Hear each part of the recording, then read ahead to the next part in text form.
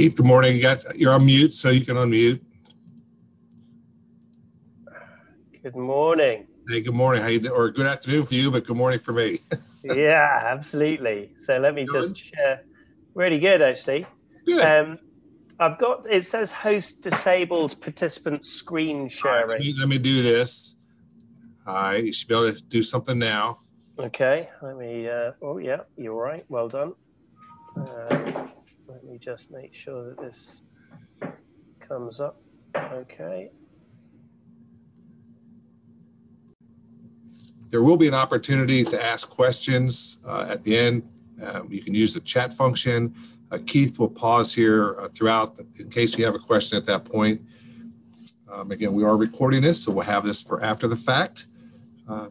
I came across Keith through Oliver Wyman, and Oliver Wyman is an international marketing advertising firm, and they help folks with branding and messaging. And we've been working with them with Healthy Washington County is where I first came across Oliver Wyman. And so I've been getting some of their newsletters, and this topic of working through the pandemic came across, and I read this article, Our Work Lives Will Not Return to Normal After the Pandemic. And the article was very intriguing to me because of what Keith is talking about, how to deal with working either remotely, or how do you work with teammates who are remote and you're not, and deal with the stress. And so I thought this might be a good topic. The good news is with Zoom, Keith is in London. He's in England. So he's at 1 o'clock his time. And so because we have Zoom, we can get folks like Keith talking with us. And Keith, without further ado, I'll let you take it away and welcome. Good morning. Oh, thank you. And hello, everyone. What a privilege to be able to talk to you all this morning or this afternoon for me. So as Paul said, Oliver Wyman, a global strategy firm, think McKinsey, Bain, Boston, then you're thinking about the same firm. We also do quite a lot of branding. We actually created the brand for Starbucks, would you believe, many years ago. My role, though, is as an occupational psychologist and specialist in organizational behavior. And I'm fundamentally preoccupied with how you build sustainable performance cultures in organizations. Of course, when COVID happened, all of the rules went up into the air. And so what I wanted to do was just give you a little bit of a framing around that and just explain some of the thinking that we are sponsoring now, but also maybe share some ideas around what other organizations are doing as well at the moment, and give you some tips about what you can do in yours. I am really keen to make it interactive, given that we've got quite a few people on the line. What I suggest you do is you've got any questions, put them in the chat function. I'm probably going to try and finish after about 30 minutes or so. I will pause in between, though, just if anybody's got any specific questions. Yeah, as I said, I want it to be as interactive as possible. So I think it's fair to say that this is a pretty volatile, uncertain, complex, and ambiguous time. And that, or VUCA, as that stands for, was something that actually has been talked about for many years. But interestingly, I think it really has come to the fore in the last 12 months. COVID isn't the only thing that has challenged us. You know, back in 2019, we had riots in Hong Kong. We've had the Me Too campaign, which has challenged the social fabric of many countries and cultures, quite rightly, as women find their voice in terms of equality and also find their voice in terms of saying what is acceptable and what is not. We also had the Black Lives Matter movement, which again has challenged assumptions and the way in which society has worked. And then, of course, you've had your own challenges in terms of moving from one president to the next, and all of the economic and social upheaval that can come with that too. So anybody who thinks they know what's going to happen this year is, yeah, pretty bold, pretty confident, because I bet you this time last year, you wouldn't have predicted what was going to happen going forward. Now let's talk a bit more about COVID. and a little bit more about what happened back in March last year in industry and in business. So what we found when we were working with our clients, there was an initial shift to virtual working, where everybody suddenly wasn't going to the office anymore in different parts of the world. And we saw actually an increase in productivity and performance in those contexts in the first few months. And it wasn't just a slight increase, it was a dramatic increase. Now, what are the reasons for that? Well, several.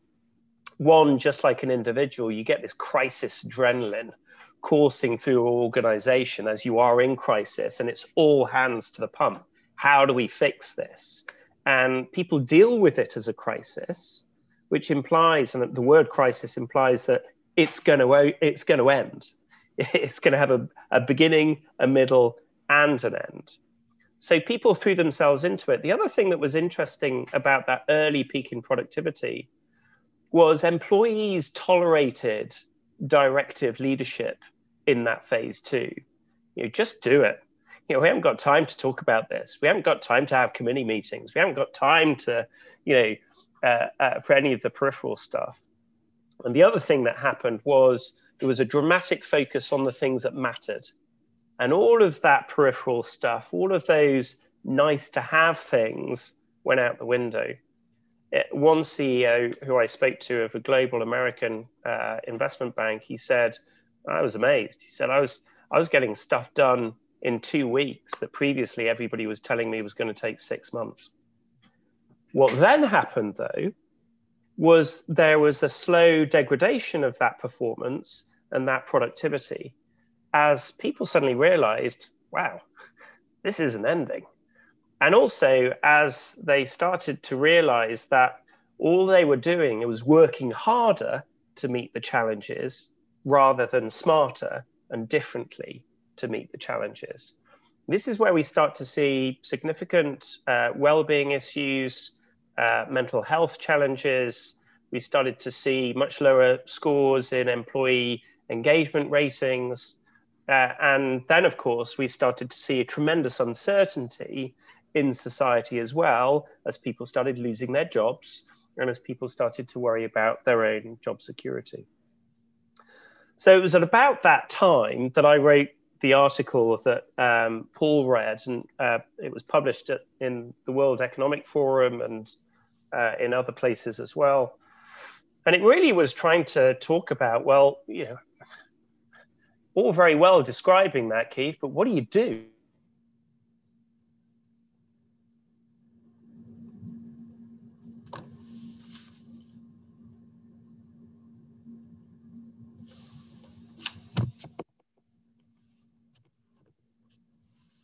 I'm not sure if that's me or Keith. Yeah, I can't hear either. He froze for me. All right, so we might have lost Keith, so I'm sure he'll join back on. Thank you for your patience. Yeah, he just looks frozen. Yeah, and I just lost him, so I'm guessing he'll come back on. This is all part of the new normal. I know. Right now, he's delivering an eloquent lecture. Just nobody can hear him. Yeah, I'll have to, of course, let me see. I'll email him here. Give me 1 second. The good thing is I can, I'll edit this so we're not having all this conversation and all this hiccup here. All right, let's see here.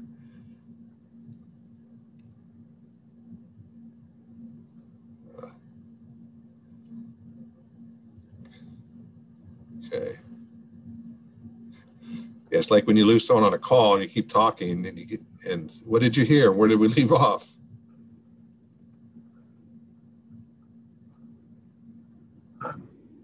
Let's see here. I've got a slide deck. I could walk through it with you all.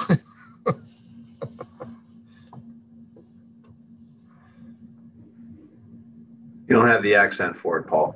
I know.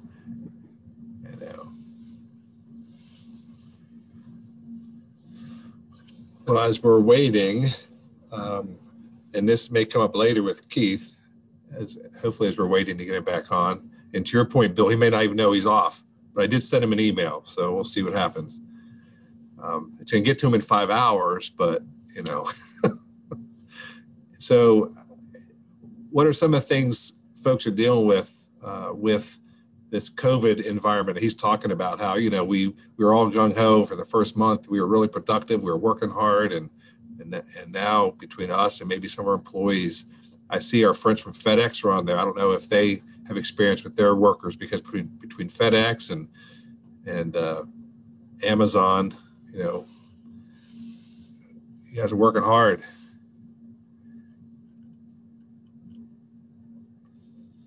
Here comes Keith.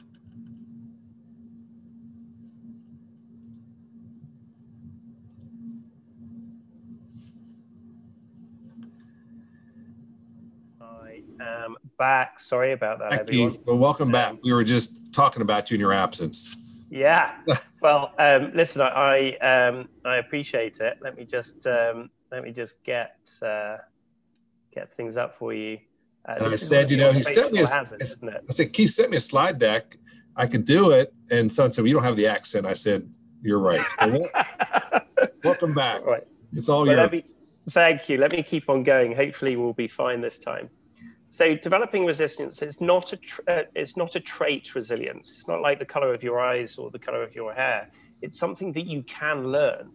And actually, if you define resilience as the ability to bounce back, to reform your shape, this is a critical skill, both at an individual, team, and at an organizational level, to be able to go the distance.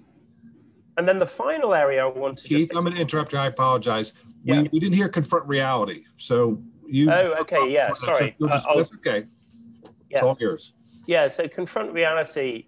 I think here, this is where many people have said that they're going to be out by Christmas, and we weren't. They said that we were going to be back to work and everything will be fine. We'll be back to normal. And those deadlines have passed and not much has changed. We've seen lockdowns come back. And so that has, to some degree, raised false hopes in some organizations and started to get people to stop believing in what they're being told. And it's also degraded people's ability to go the distance. And then the last area I want to talk about is becoming an organization, a deliberately developmental organization, an organization that seeks to learn it all rather than know it all. So if the world is changing dynamically faster than many of us can keep up, you can't be a closed system. You can't just rely on what you know. You have to be connected to your customers, to your markets, and to your environment. So you're constantly learning all of the time. That's the only way that you can adapt fast enough to be able to deal with that. And as Peter Drucker said, and I think he's well worth reading about if you get the chance, those who haven't, the greatest danger in times of turbulence is not the turbulence, it's not the crisis, it's to act with yesterday's logic. So the way we are going to be going forward will be different. We will not return to the normal that we once knew. I think that is very clear to us. The engagement and the nature of the workplace is going to change significantly, and COVID has been a catalyst for that. So even when COVID goes, we are still going to see many of the changes that have happened sticking and remaining. Okay, let's talk about each of these three in turn. And firstly, confronting reality. So here's a bit of a hero of mine. He's one of your servicemen. It's a man called Admiral Stockdale, who actually then subsequently, I think, served in the Senate. He was a naval aviator. Sorry, I've just lost his image. He was a naval aviator and was caught in Vietnam, ejected in Vietnam, was made prisoner, and stayed in the Hanoi Hilton, which was their prison, essentially, for 7.5 years. Now, he was one of the older people within that prison, and many of his colleagues didn't make it. They didn't make it through that 7.5 years. And he was asked, well, Why is it you survived and they didn't? And he said, it's really simple. It's the optimists that couldn't make it. It was the optimists that failed. You must never confuse faith that you will prevail with, if you like, the ability to really focus on the brutal facts in front of you. So never say, as some of his colleagues did, we'll be out by Christmas. Because Christmas came and went 7 times, and individuals just lost hope and no longer believed that they would prevail. So it's the very fact of setting those deadlines that actually creates a problem for many of us. And we have to be very clear and careful about how we operate with our people, that we're not creating false hope for them, that we are dealing in facts and realities and manage expectations honestly and directly with them. If you're not sure, tell them then you're not sure. Okay, so that's Admiral Stockdale and confronting reality. Be honest, set a North Star. I will prevail, we will adapt, but when it's going to change or when it's going to be in the new environment, I don't know. We just got to confront the brutal reality as we see it and march on. Don't raise false hopes. Now, I'll just pause there before I get into developing resilience, just to see if anybody has any particular questions they'd like to talk about managing expectations, essentially, and avoiding dashing people's hopes. Any thoughts or any reflections? If not, I'll keep going and we can have a good chat at the end. I'll keep going. Okay, now, developing resilience. As I kind of alluded to before, that peak in performance at the beginning of COVID was not sustainable. Now, this is a graph that actually has been around for over 100 years. It's called the Yerkes-Dodson curve. And it basically looks at the relationship between performance and pressure. And the way to look at this is as pressure increases, so does performance up to a point. So we all like a deadline. A deadline actually focuses us, makes us drive for that particular moment. And what you see here are 4 zones.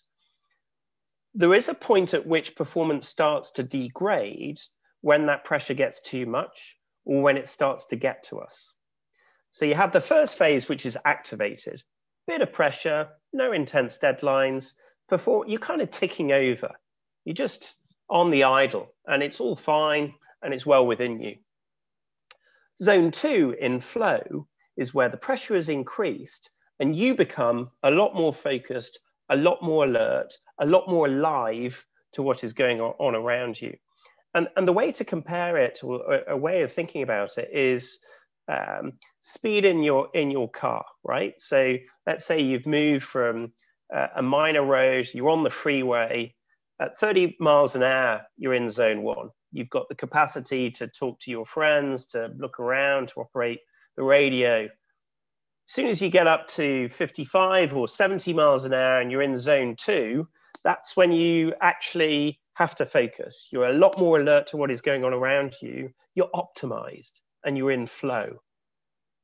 You can't stay there.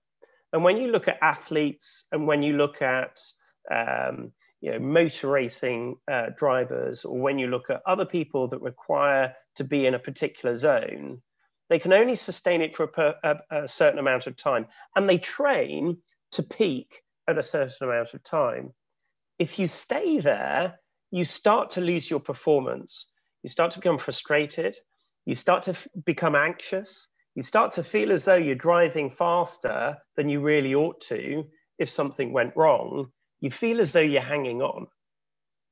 Now, unchecked, that then moves into the shutdown mode, where people fundamentally become paralyzed and they can no longer respond unless they seek help from others. What we saw was a movement of most enterprises into zone 2, like that at the beginning of COVID. But as they stayed there and as they didn't adapt how they worked, they slowly moved into zone 3 and zone 4. Now, I would ask you all to look at this curve and ask yourself, where am I? Where am I on this curve right now? How am I feeling? And do the same with your teams and with your people. Where are you? How are you feeling? That very action of trying to work out where you are on that curve allows you then to make a choice to manage your resilience. I'm in zone 3, right? How do I get back into zone 2? What are the things that help? And it might be getting away from the screen, walking the dog, feeding the chickens as Paul does, but doing something that just gives you a break and feeds your ability to go the distance. And I think guilt is a big problem here. A lot of people feel as though they need to be on 24/7. A lot of people feel as though they have to be always camera on. You know, don't be afraid of saying, I hope you don't mind, but I'm going to turn the camera off for this call. Yeah, I just need I'll be on the call, I'll be speaking, but I just want to be looked at. And that's understandable too, right? So those survive. Hopefully you can still hear me, Paul. Paul, can you still hear me? Yes, I can hear you. Yes. Yes, good. First, slow down. We Great. got Keith. Okay, You're good. moving into zone 3 and zone 4. Yeah, zone 3. Yeah, exactly. Yeah, as did my broadband. So think about those techniques that can help you. Think about those techniques that will give you the support that you need. Okay, any questions? Anybody want to ask me any questions before I move on?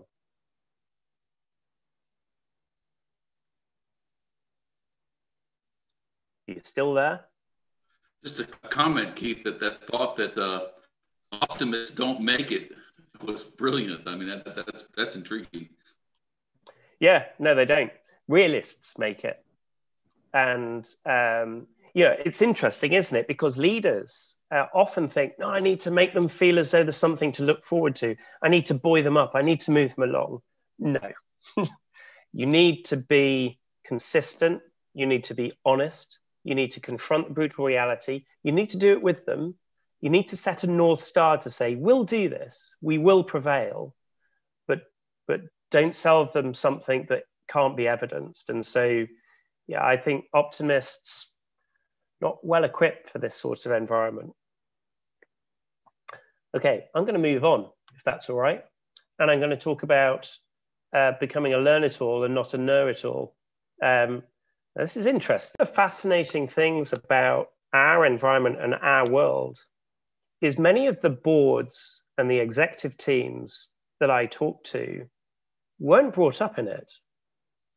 So when you look at technology, you look at customer journeys, you look at social media, you look at all of the ways in which we interact, in which we consume our goods, in which we respond to services that we buy, those experiences, the technology and the social landscape within which we do that didn't exist 10, 15, 20 years ago to the degree that it does now.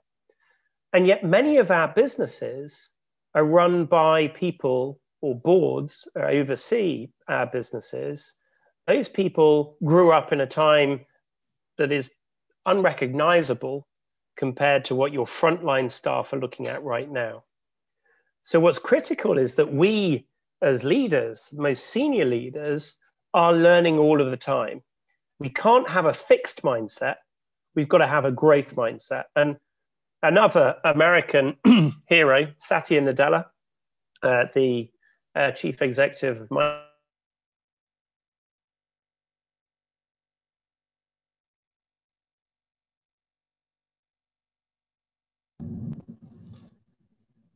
Microsoft, to your markets and your people, and describes that difference between fixed mindset and growth mindset. So fixed mindset believes that, yeah, listen, I'm going to stick to the activities that utilize the skills that I've mastered rather than risk the embarrassment of failure. Growth mindset actually is about understanding that if I try some different things, yeah, I might fail, but I might find competitive advantage. And it goes back to fear, and it goes back to the anxiety that I was alluding to before. Organizations generally are very bad at encouraging people to be creative. And they're very good at trying to work out who was at fault when something goes wrong. If you ask a classroom of 25-year-old kids, you say, right, you lot, are you creative? They'll all put their hands up. If you ask a classroom of 21-year-old postgrads, only about 5 to 15% will. And why is that? It's because we are slowly getting people to stop experimenting, to stop failing. Kids experiment through failure. They'll build a tower with blocks, watch it fall over, and then try a different technique to keep it up there. And yet we, as leaders, often create a lack of psychological safety for people to play and learn and to respond and adapt to different environments.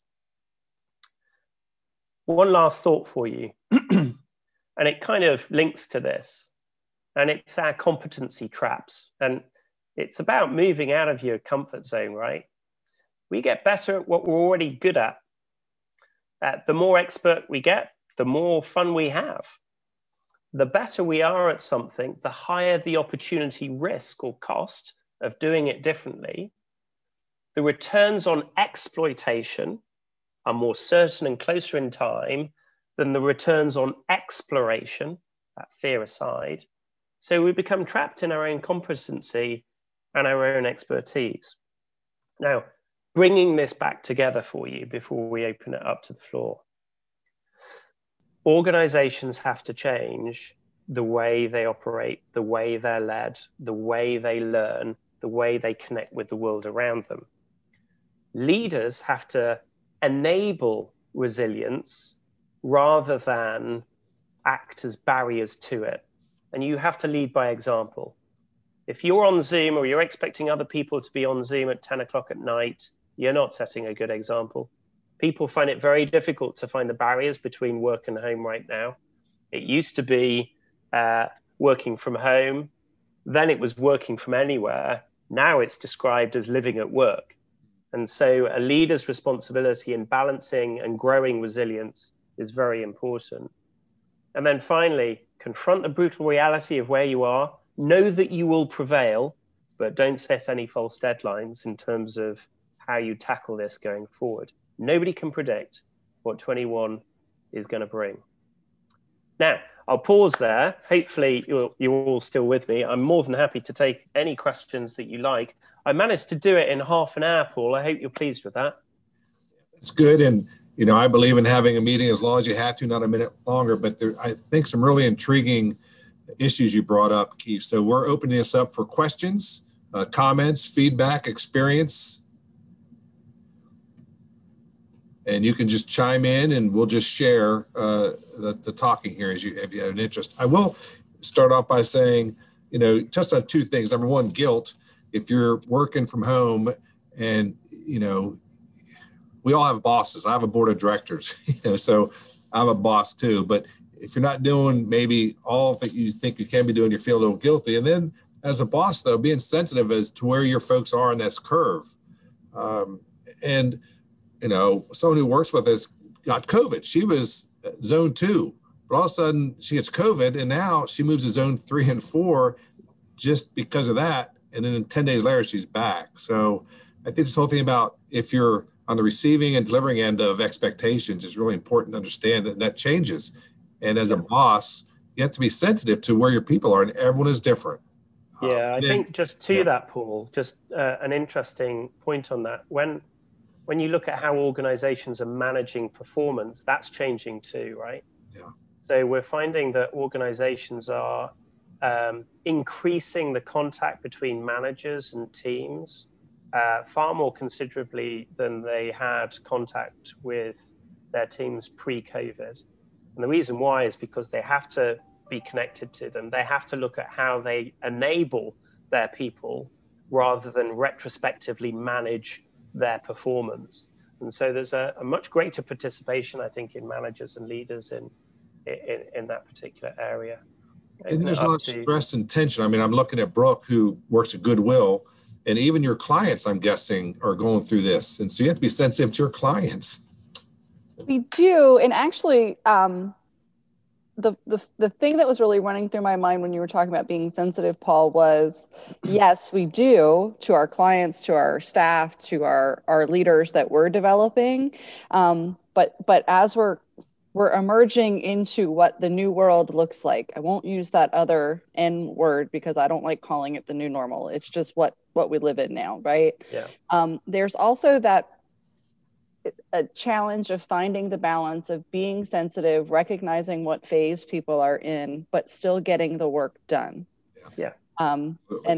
And that is something that I spend a lot of time with, right? Is it training? Is it development? Is it support? Is it understanding? Or is it just not working? Yeah. You know? I mean, just one thought on that, Brooke. Just one thought for what it's worth. I think the mindset of people is very important. I think that purpose that your organization has, and individuals like to be part of something that has a value, has a purpose to society. I think another thing, a lot of people talk about diversity. Yeah, absolutely essential. Inclusion, I totally agree, absolutely essential, but not sufficient. I think for people to really engage and want to do the work and give you your discretionary effort, they've got to feel as though they belong. And belonging is a different word to diversity and inclusion. It's an emotive word. It's about actually, we're in this together. This is us. This is our enterprise. This is our role and our purpose. And that has a tremendous impact on engagement. I realize, Lucas, I think you're coming off mute. By the sound of it, you may well have a question. Wow, Keith, that's pretty good. I wasn't expecting you to call me out before I even said anything. But there you go. I'm a psychologist. That's great. I don't know. I have a glass head, I guess. You can see right through me. Keith, I work for First Energy, which is one of the larger electric utility providers in this region. And, we have obviously dealt with this like just about everybody else. I'm very interested, and I think what brought this up to me was your Stockdale component there. Yeah. It's this year, it's not enough. And I want you, and this is a broader question. It's not enough for the fact that we're dealing with COVID and we're dealing with the difficulties and the complete shifts and just about everything from morning, noon to night with that. But now we, like, for example, in the United States, we had a great amount of social upheaval. Yep. We've had a very contentious national election in this year. And so it's not enough to deal with a pandemic. We have a lot of other things thrown in. It's really can be overwhelming in so many ways. So I'm thinking, how do you marry the techniques that you're talking about in the broader picture as we have to face all of these at once? Yeah, I totally agree. And and interestingly, I think COVID, we have to be careful, right? Because when COVID is no longer the issue that it currently is, we're probably going to realize that the ambiguity hasn't left us, that the uncertainty in our geopolitical, socioeconomic, macroeconomic environment still remains. I actually think Stockdale was onto something when he said, look, just deal with what you can, deal with what you know. One of the biggest problems I think that politicians and business leaders have is the fact that we want them to know. We want them to sell us certainty. We want them to be able to reassure us that it's all going to be all right and that they're in charge and they know what's coming around the corner. And the shift in narrative to in those leaders who kind of really know what they're doing is, look, there are some things that we don't know, but actually, if we start to think about how well connected we are to the world, if we start to encourage people and ideas, or people to generate ideas and to feel safe in doing so, if we start to create a much greater nimbleness in how we respond to things that we can't predict, then we're likely to win, we're likely to prevail. I think it's the very fact that people want certainty, and certainty is nowhere to be found. That's what I would attack. That's what I would address, and give people the confidence that, well, actually, it's not about being confident about what's ahead of me or us. It's about being confident that we're going to be able to adapt and deal with it. And so being more flexible around your structures, around your processes, around your planning, around your adaptability, seeing change as something that is a constant, it's just going to be there. It's not, I think a lot of people see change projects as it's going to begin, it's going to have a peak, it's going to end, and then we'll get back to normal. And we can reduce, I hear a lot of people say, oh, there's too much change going on. We just need to stop all of that and just have a breather. It just doesn't happen.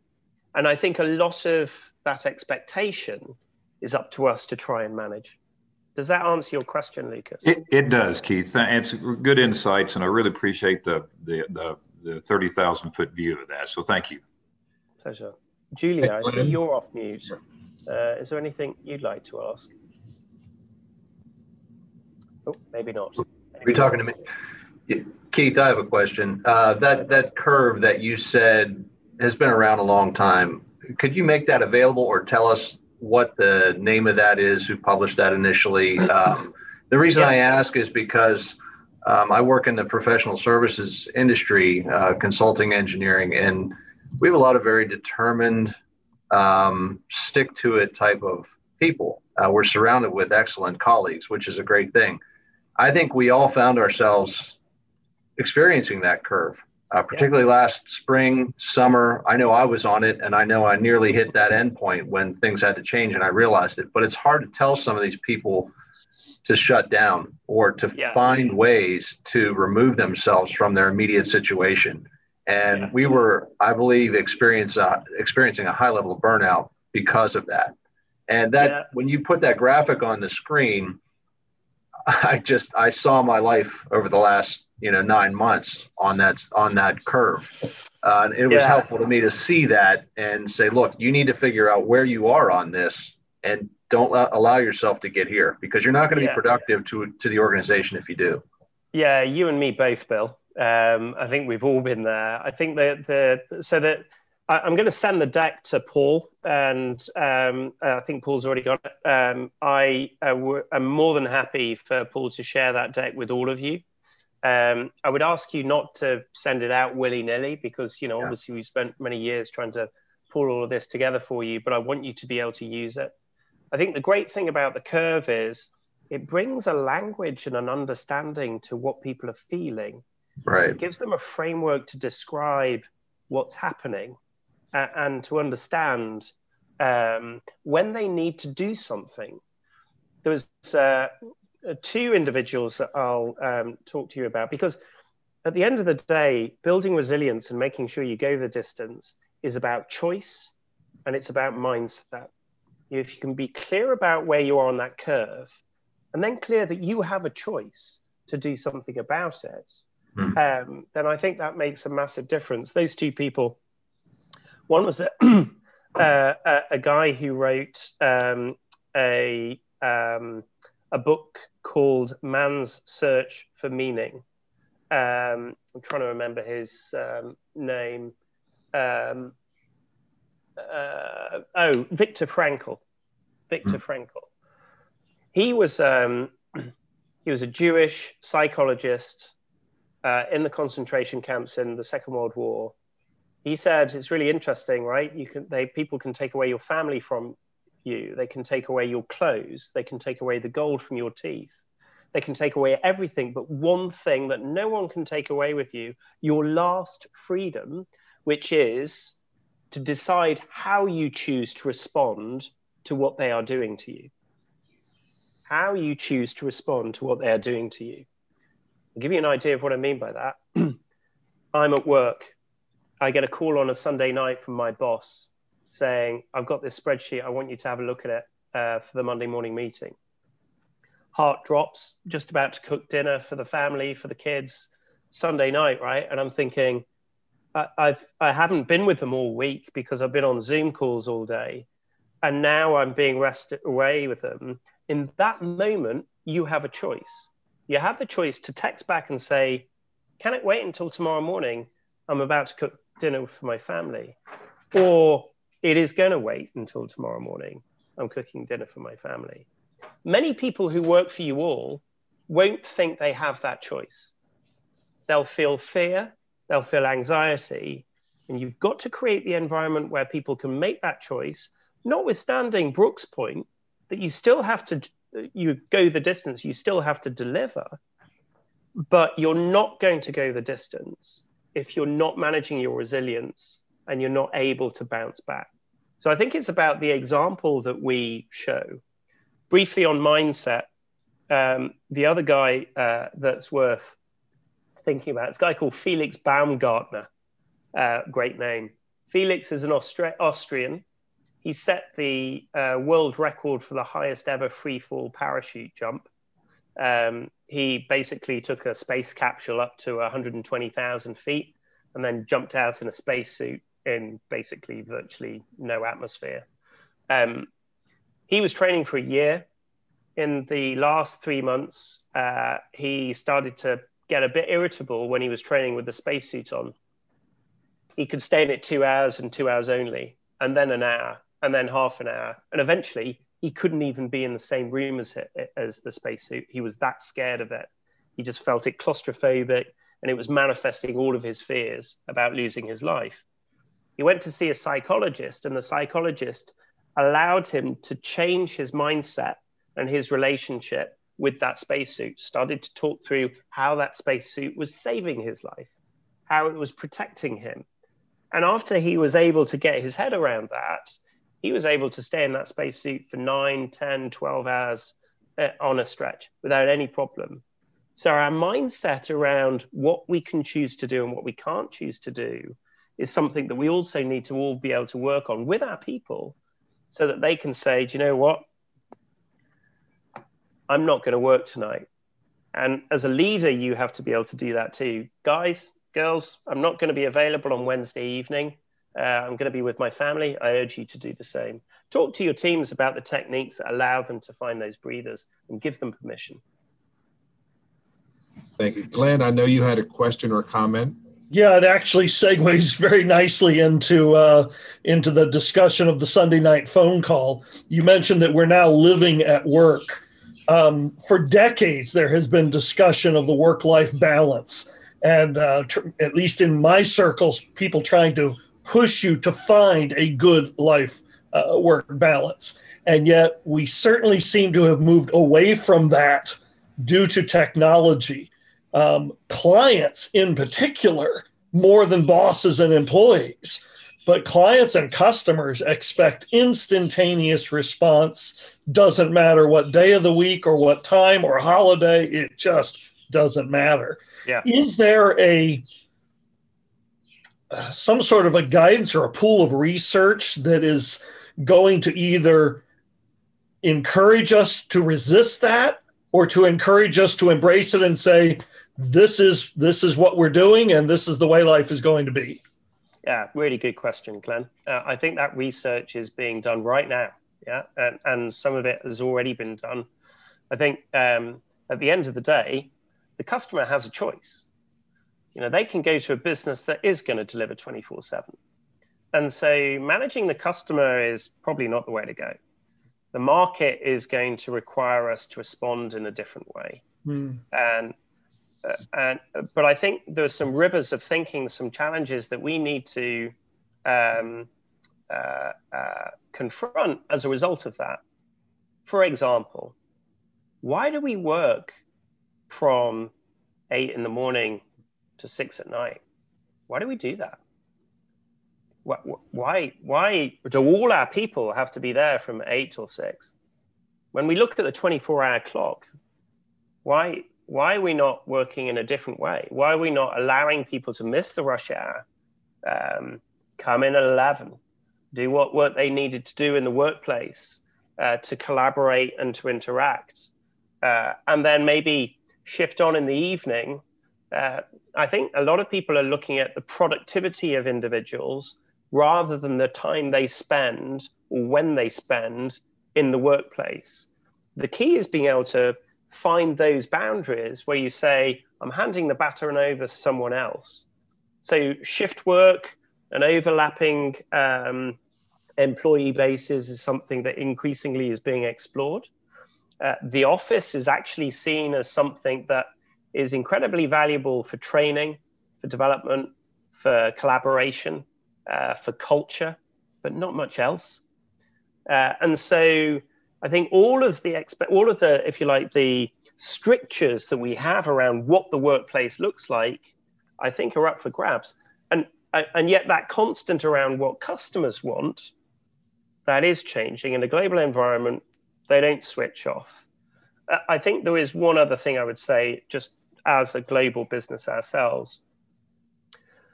The relationship that we have with customers is critical in this discussion, because they also want their providers to be sustainable. They want their providers and their people to be healthy.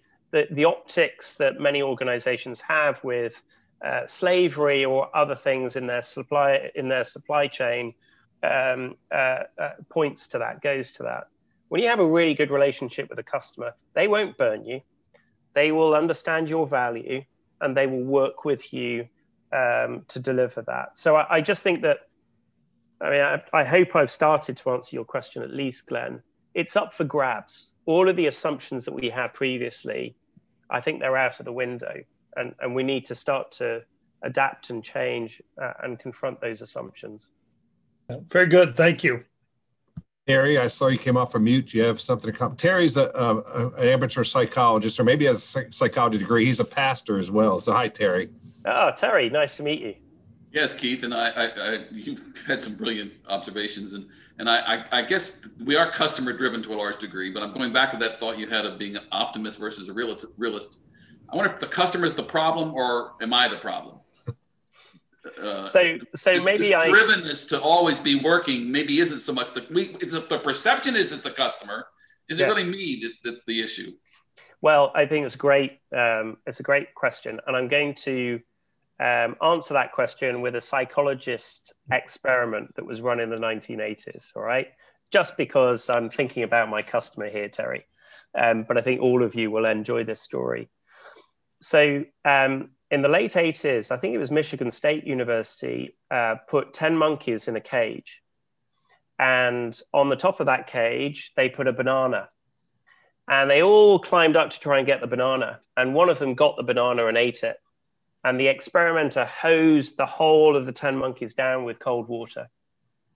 The next day, they did the same again. Same thing happened. Fought to get the banana, grabbed the banana. Everybody was hosed down with cold water. On the third day, they put the banana on the top and the monkeys stayed still. They weren't getting cold wet again. They realized, no, if I have that, I'm going to get cold and I'm going to get wet. On the fourth day, what they did was they took out one of those monkeys and put a new monkey in, a monkey that hadn't had that experience, put the banana on top, and that new monkey started to climb up to get the banana, and all of the other monkeys pulled them back down because they knew. Each day, they took out one of the old monkeys and put a new monkey in, to the point that all 10 monkeys were new. They put the banana on top. None of them climbed up to get the banana, and none of them knew why. None of them knew why.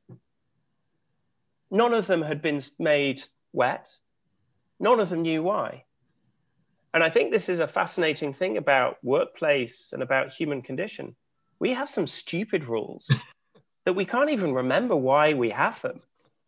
And you've got to kill those stupid rules. You know, why do we do the things that we do? Why do we feel that we have to be 12-hour day working? Why? Why do we have to start in the morning and finish at night? Why? Does that serve what we're trying to achieve? So I think hopefully, Terry, that answers your question. Why do I work this hard? Is it because of guilt? And am I actually deteriorating my output rather than thinking about being sustainably enabled for my customer?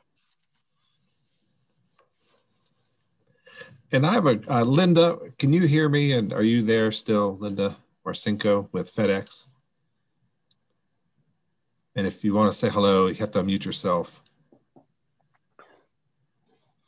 They're making a cup of tea. Well, that's they all would be right. if they were English. So, all right. So I was just, I mentioned earlier, the post office and FedEx and Amazon Prime and UPS, they're workers. I mean, I was just curious how that was working. And Linda, works for FedEx and Human Resources. So maybe she is getting something to drink or she's getting a banana or something. I'm not sure. So.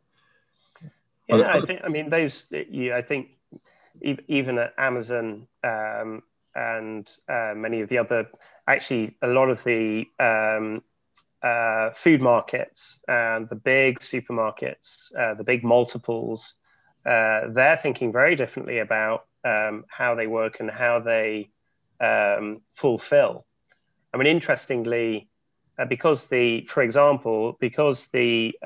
entertainment industry has been closed essentially in some countries, no cinema, no theatre, no bowling alleys or whatever. Some of the supermarkets are saying to the theatre and cinema companies, we'll have your staff for the next 6 months. We'll have your staff. They can help us run the warehouses. They can help us drive fulfillment. And so partnerships across sector and partnerships in terms of employee bases is becoming a lot more interesting. Instead of losing your people, give them an experience elsewhere and have a much more flexible and dexterous approach to how people are engaged and employed. Again, it's killing that stupid rule that they should only work with you. So I think it's that sort of challenge that people, experimentation. Remember those 5-year-old kids, yeah? They learn through play. They learn through trial and error.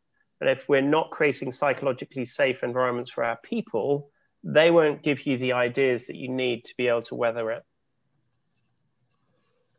Well, if you have an interest in receiving this information from me, send me an email, paul@hagerstown.org, paul@hagerstown.org. I want to respect Keith's request that we just don't put this out into the universe. So I'm happy to do that. We really appreciate your time, Keith. I'm glad we came across you. It's always nice to get other perspectives, not only from around our community, but now from around the world. So we appreciate the work you're doing. Thanks on behalf of the Chamber and all of us for joining us. And for the rest of you, I'll make sure, like I said, if you want this recording and the slide deck, let me know, paul@hagerstown.org. Otherwise, let's heed some of Keith's advice. And if you had to pay for this, and I'm being serious, this is, not only do we get some psychological information here and Bill and some others here, Lucas got some couch time. We got I thought some really good information, and we appreciate your expertise. And we look forward to maybe work with you again. If there's anything we can do for you, across this side of the pond, let us know, and be safe, everyone. And thanks, Keith. Well, Paul, no, listen, it's a pleasure. And just before you all go, it's such a privilege and an honor to speak to you all. So I wish you all the best of luck in all of your ventures. Look after yourself, look after your people. And yeah, hope to see you all at some stage in the future. Thank you. And one last plug. If you want, like I said, I get their emails, and they have a lot of good research and a lot of good papers. So if you like that information, text me or email that as well to me, and I'll get you that connection. So thank you, everybody. Have a safe day. Thank you. Great job. Thank you so much. Thank you, Keith and Paul. Bye, everyone. Thank you. Bye-bye.